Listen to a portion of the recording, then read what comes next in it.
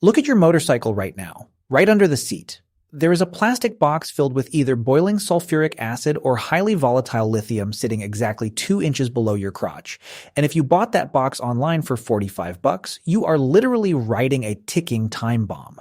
I am so unbelievably sick and tired of towing bikes into my shop, peeling back melted plastic fairings, and sniffing burnt wiring harnesses just because some cheapskate thought he could outsmart the industry by saving $30 on a battery.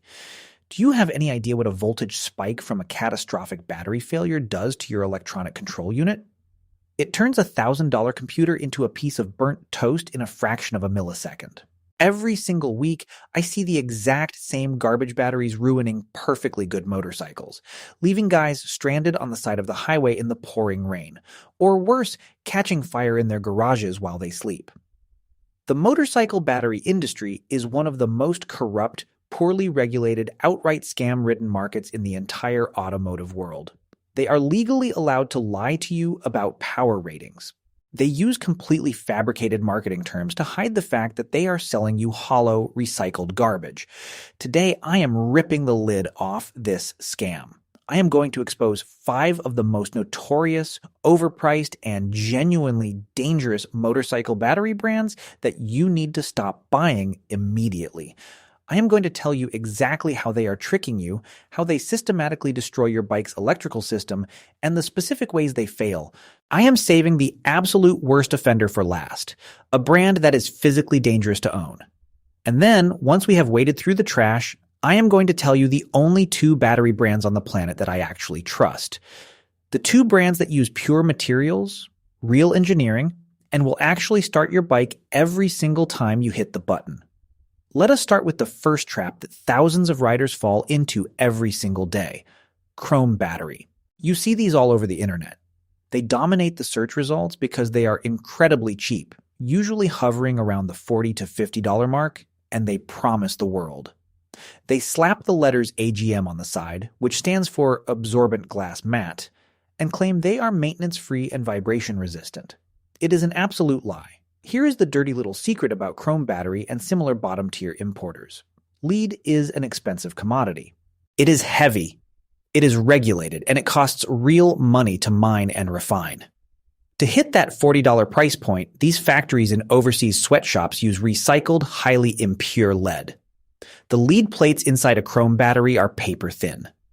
When you put one of these into a V-twin engine, or a big thumping single cylinder, the vibration instantly starts destroying those thin, brittle plates. The active material literally sheds off the lead grid and falls to the bottom of the casing. Once enough of that conductive sludge builds up at the bottom, it bridges the positive and negative plates. You get an internal short circuit. Suddenly, your 12-volt battery is a 10-volt battery. Your stator, the part of your engine that generates electricity, starts working overtime trying to charge a dead cell. It overheats, the insulation on the copper windings burns off, and now your stator is dead. A $40 Chrome battery just cost you a $500 stator replacement. And that vibration resistance they promised? The injection-molded plastic casings are incredibly brittle. I have pulled so many of these out of battery boxes where the casing cracked at the seams, leaking highly corrosive sulfuric acid all over the aluminum swing arm and destroying the paint on the frame. Stop buying Chrome batteries. You are paying for recycled trash that will leave you stranded. Next up on the blacklist is Mighty Max battery. This brand aggressively markets itself to the power sports crowd, and they use a very specific buzzword to trick you into opening your wallet. They call their batteries gel cell. People hear the word gel and they think it sounds advanced, like some kind of aerospace technology that will never leak. They assume it is an upgrade over a standard acid battery. It is actually a massive downgrade for 90% of motorcycles on the road. Here is the mechanical reality that the marketing department at Mighty Max completely ignores. Gel batteries require a very specific lower charging voltage than standard AGM or flooded lead acid batteries. Most older motorcycles, especially those built in the 90s and early 2000s, have charging systems that output upwards of 14.5 to 15 volts.